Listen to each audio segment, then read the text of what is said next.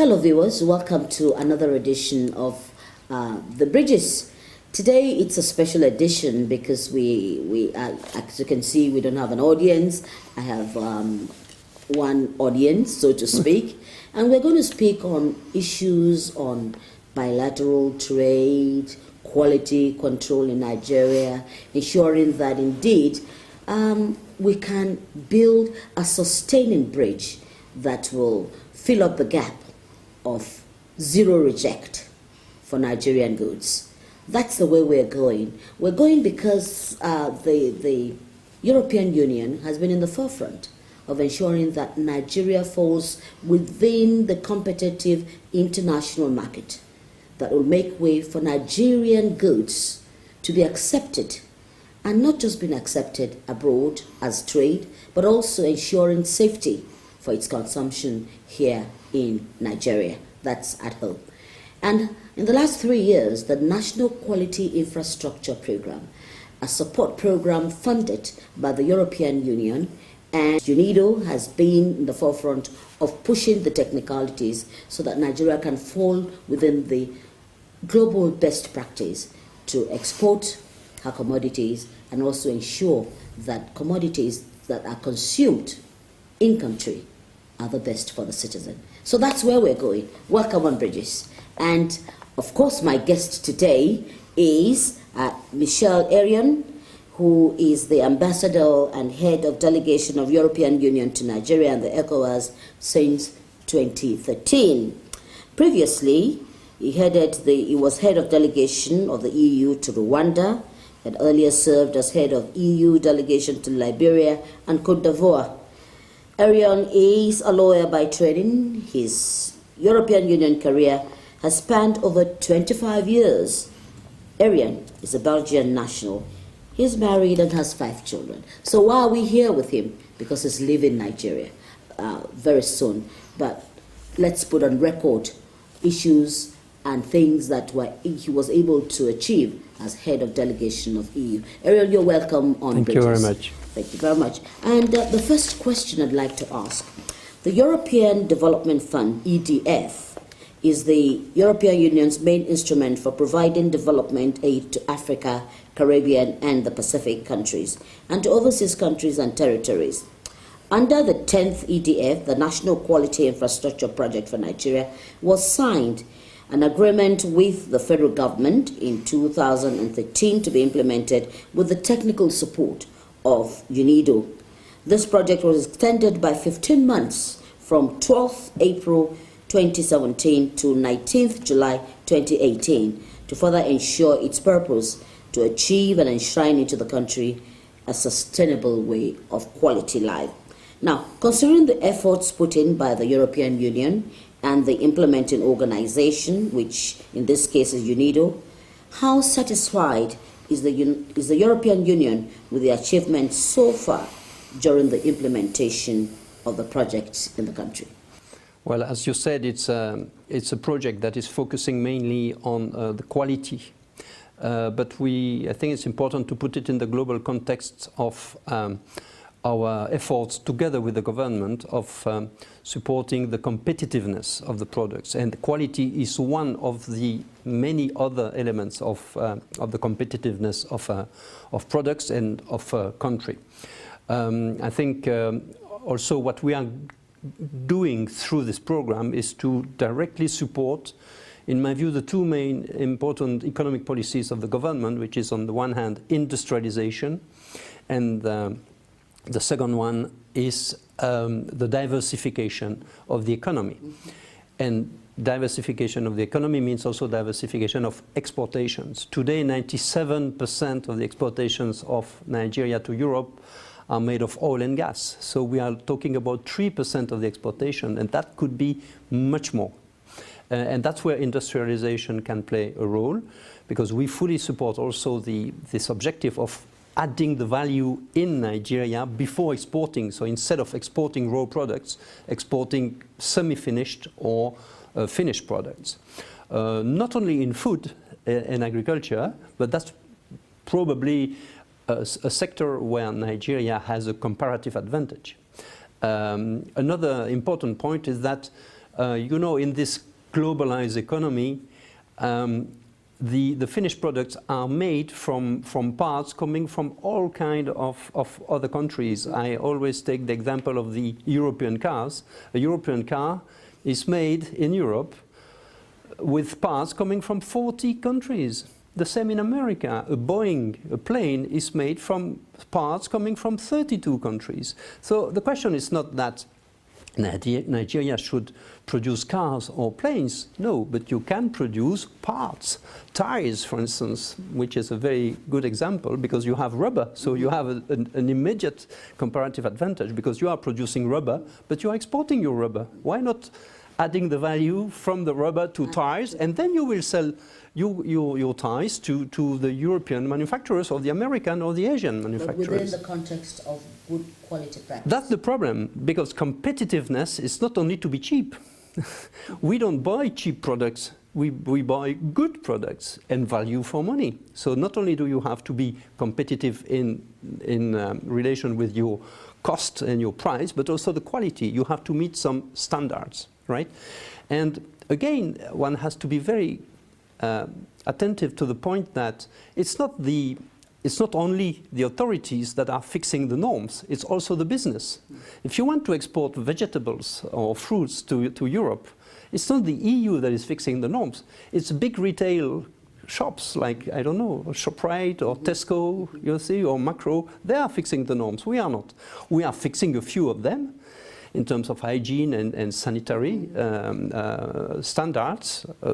But we are not inventing those norms. They are adopted at international level by agencies like FAO, etc. But one thing is to export a good product. Another one is to export a product that is competitive and that is compliant with the international standards and norms of the authorities, but also of the business.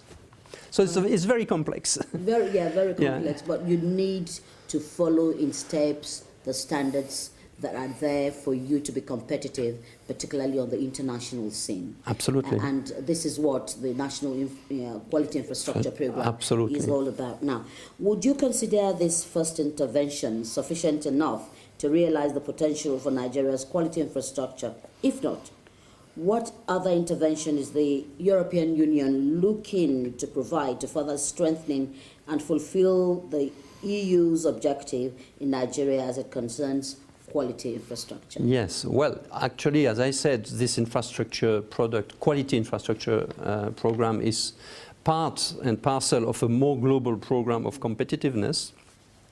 But we are also working on other elements. This is the hardware, if you wish, but there is also the software. The software is the enabling environment, the business climate, because we also believe that Nigeria is not isolated, it's not working in isolation. As I referred to the global value chains, you can also attract a lot of investment. And to attract investment, you need more than infrastructures or having a given policy in a given sector. No, you have also to work on your image, your reputation, your ranking in the ease of doing business ranking produced every year by the World Bank. You know, psychology is also important. For an investor in New York or in Berlin or in Paris or in Tokyo, he or she is looking at Nigeria as an option to invest, but why investing in Nigeria and not in Vietnam? Why in Vietnam and not in Brazil? So the investors are comparing all the advantages, the pros and cons of investing in a given country. One important element is this question of business climate, this question of rule of law. If I'm investing, shall my investment be protected? If I sign contract, shall I be able to enforce my contracts and things like that? And the reputation, I repeat, is extremely important. So working on the image of Nigeria is important, and that's what we are doing also with other elements of our program aiming to improve the quality and the competitiveness of Nigeria. But I wanted to insist on the software aspect, but there is also the hardware. You have also to work on metrology aspect, for instance. So we are working with SUN and with NAFDAC, with those agencies in charge of accreditation of products, but also the laboratories certifying the packaging, certifying the way the goods can be reproduced and replicated in a very consistent manner. If you are exporting packages of 500 grams, it shouldn't be 490 or 510. It must be 500, you see. And well, it's quite a challenge to be very much constant in your production. Yeah, Your Excellency, I'd just like to go back again. Do you think the lifespan that you give to this project would be enough for us to get to where? Well, actually, we've been working for the last 15 years, so it's a long-term project. Indeed, it is expiring in 2018, but we are, we are always engaged in a kind of rolling planning with the Nigerian authorities, and I'm sure next year when we will be looking at the achievement of this project, I'm very confident that we will be able to continue this funding and to look at those components where we can where there is room for improvement or where we can capitalize on what has been already achieved. For sustainability. For sustainability, absolutely. Okay, in recent times, the European Union has been in partnership with UNIDO, both at the national and at the regional level, on different projects. I'm talking that's West Africa, ECOWAS, That's right. Of course, yes. Nigeria. In your opinion and during your tenure, how would you describe the relationship and its inherent potential for the future of the EU and indeed the future of the country and the region in general? Yeah, well, I think this regional aspect is extremely important. We, the EU, we ourselves are the end product of a process of economic integration, so we firmly believe in a regional integration at both political and economic level. Well, Nigeria is hosting the headquarters of the ECOWAS Commission, so we are also working very closely with the ECOWAS Commission, and we are funding projects again aiming to enhance the competitiveness of West Africa as a whole region. But of course, as you know, Nigeria represents 70% of the GDP of the region, half of the population. So you are not working in ECOWAS without working in Nigeria. So when we are funding regional projects with ECOWAS, there is always a huge component that is actually focusing on Nigeria. I was referring to the integration of Nigeria in international value chains, but Nigeria can also be better integrated in regional value chain. Nigeria, you know, you probably know there is a shortage of palm oil or a shortage of yam and cassava in Nigeria. Those products are produced in Ivory Coast, for instance, or in Liberia. Nigeria, Ivory Coast, and Liberia can exchange, or Ghana can exchange much more, and add the value, the transformation in this country where the comparative advantage is the most interesting one. Our objective with those regional programs is certainly to facilitate a kind of networking of and a kind of reinforcement, strengthening of those regional value chain, always looking at the quality. An important thing is, I mentioned the SON and NAFDAC in Nigeria, but the same kind of agencies do exist in other countries of West Africa. We don't think that the product crossing 3 borders should be checked at every border. It should be checked by each and every agency. So we are working also on this question of accreditation across the region. So if NAFDAC approves an orange juice produced in Nigeria, the Ivorian or the Senegalese agency should not test and check again the product. They just should recognize the certification of Nigeria. And mutually or reciprocally, when Nigeria is importing from countries from within West Africa, they should recognize, just like diplomas. You know, if you're an engineer or a lawyer from Ghana, you should be able to work in Nigeria, and the other way around. I think Nigeria has a lot to gain just by such a system. I would also like to, consider the fact that, you know, the European Union ban of commodities from Nigeria and the ongoing efforts of the government of Nigeria to address the challenges in the food chain system in Nigeria by the Zero Reject Interministerial Committee under the Federal Ministry of Agriculture and Rural Development. as well as the strong commitment of the Federal Ministry of Industry, Trade and Investment, Federal Ministry of Health, Standards Organization of Nigeria that you've mentioned, the National Food and Drug Administration and Control, NAFDAC, Nigeria Export Promotion Council, Nigeria Customs Service, Nigeria Ports Authority, Quarantine Service, and Quarantine Yes, Services, yes. and the Office of the Vice President of the Federal Government of Nigeria, with the support of UNIDO. I would like to ask, are you satisfied for these steps and process going on?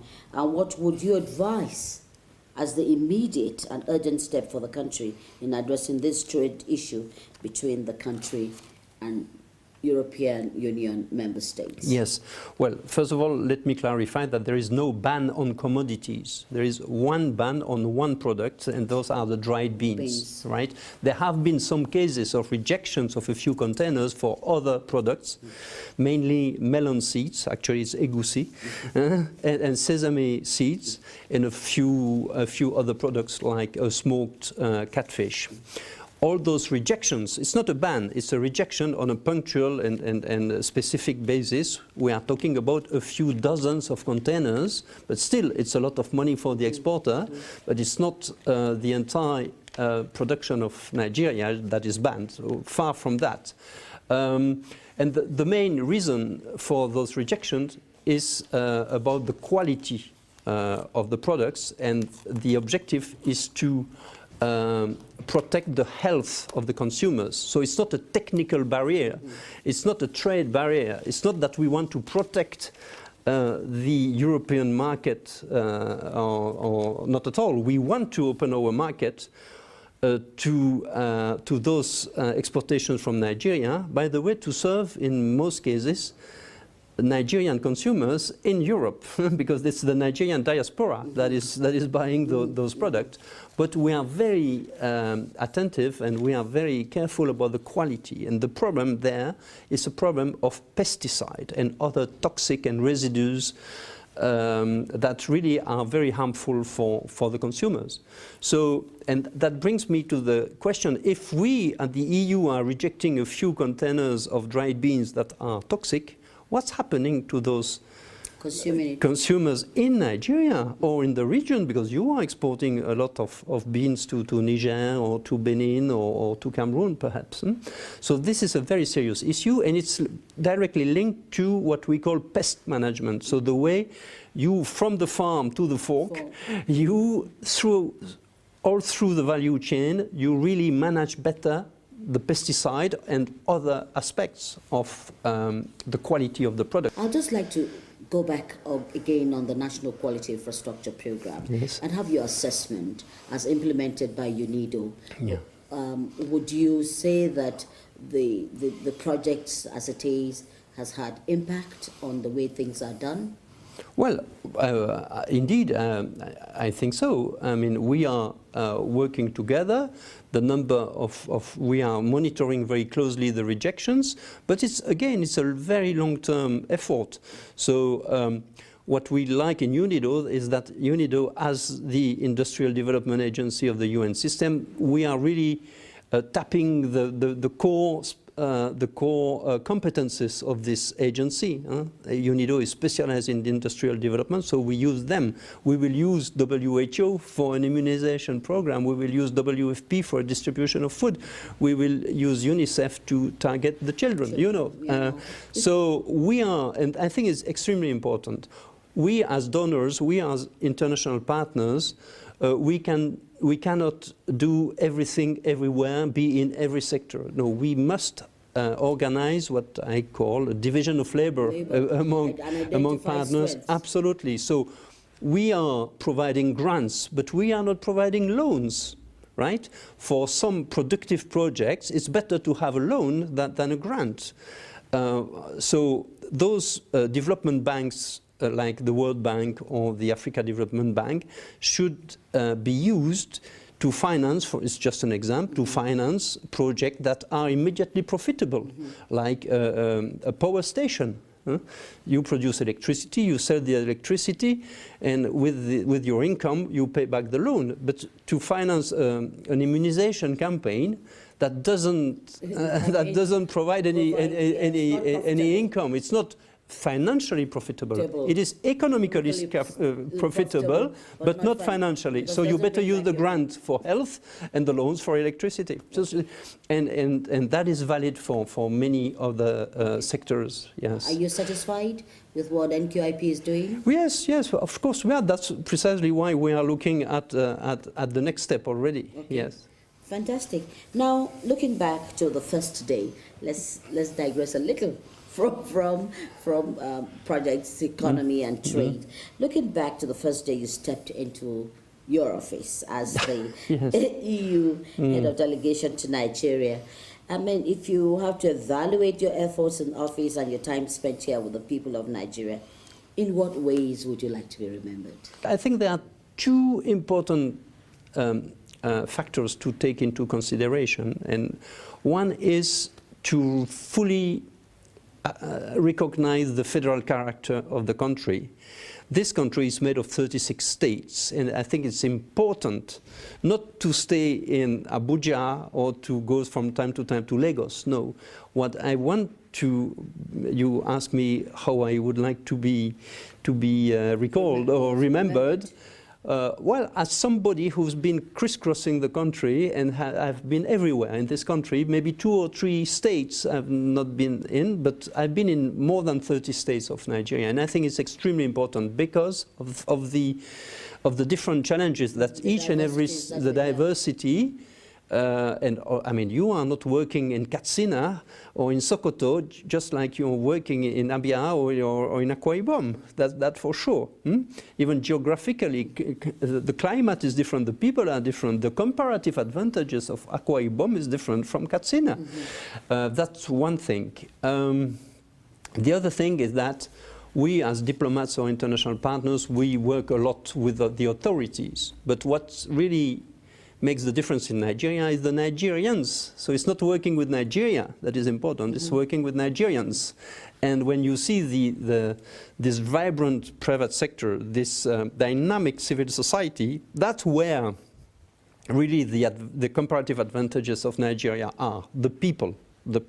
So again, I would like to be remembered as someone who has engaged a lot with Nigerians, not only the Nigerian authorities. And what's your take on the diversity for Nigeria in terms of, well, let's go back to trade now. Yes. In terms of trade. You have everything. It's not complicated. You have everything.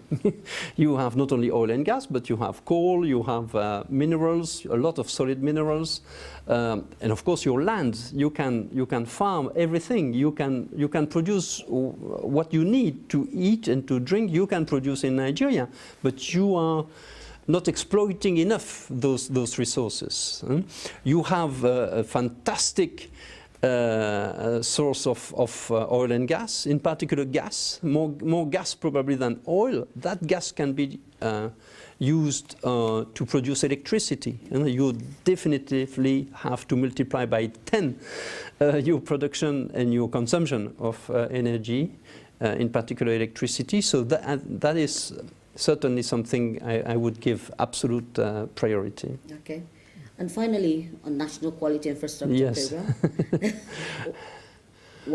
Well, I think we are on the right way. I think we are making progress. It's a triangular relation, the EU, UNIDO, and the government. And look, the government means agencies, ministries, federal, state. I think we have been working on a few value chains, for instance. We could do much more in other products. So there is room for developing this program, not only with EU money, also with Nigerian money, because at the end what we are doing, we international partners, is just to provide seed money or catalytic money. And when we are successful, I think Nigeria, with their own budget, you should replicate, should use the lessons learned for developing. If I'm working in Abeokuta, in Ogun, and in Lagos, I mean, Nigeria should multiply by 18 the number of projects like that. So we're saying here that national quality infrastructure is an imperative. So, Yes, it's one of the, it's absolutely necessary, not sufficient, but very necessary, and it's an imperative to make Nigeria competitive. Thank you very much, Your You're most Excellency. welcome. Thank you very I much. wish you luck in your next Thank you. post. Thank you. And I do hope your memory of Nigeria will be one that will stimulate growth and development in this country. Absolutely. Well, that's what we were trying to articulate on this program, the fact that with quality infrastructure put in place across board of all that we need, goods, commodities, consumables, that indeed will put Nigeria's international trade more competitive, and our export can stand the test of time. And until, of course, we all engage on this project, we really cannot be happy about our trade. But it is doable. And that's why on Bridges, I hope that you will bring on quality life. Thanks for watching. Bridges will be back same time next week.